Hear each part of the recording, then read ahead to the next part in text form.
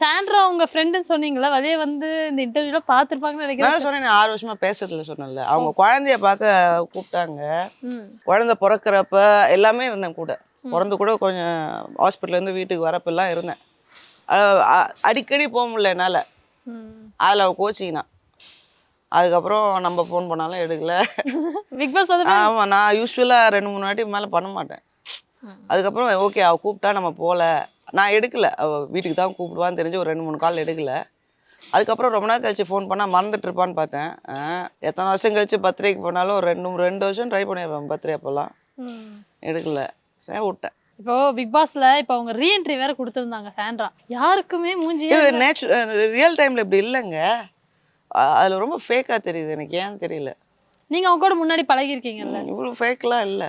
இவ்வளோ அழுவாங்களா? இவ்வளோ சென்சிட்டிவா இருப்பாங்க? அதுதான் ரொம்ப ஸ்ட்ராங். அவ பொசிசிவ் இல்லை.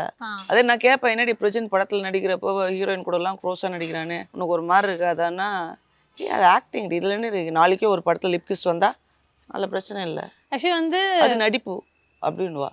பாவனியோட தூக்கிட்டு போனாங்க தெரியுமா? ஒரு அவார்ட் ஃபங்க்ஷன்ல பாவனியை தூக்கிட்டு போவாங்க. நின்று கை தட்டும் போது நான் கூட பிரச்சனை திருவேன், நான் பொண்டாட்டி வச்சுட்டு இன்னும் தூக்கிட்டு போறேன்னு கேட்டிருப்பேன். இதுல என்னடி இருக்கு அப்படின்னு தான் சொல்லுவா. அவ்வளோ ஸ்போர்ட்டிவா இருந்தாங்க. இப்போ திவ்யா வந்து ஆக்சுவலா அவங்க ஃப்ரெண்டா தான் வந்துட்டு பேசுறாங்க. பிரஜன் சொல்லுவா வந்து நீ சாண்ட்ராவோட நீ தான் எனக்கு இம்பார்ட்டன்ட் அப்படின்னு சொல்லி அவர் தான் சொல்லுவாரு. இவங்க வந்து ஃப்ரெண்டா தான் மீன் பண்ணுவாங்க.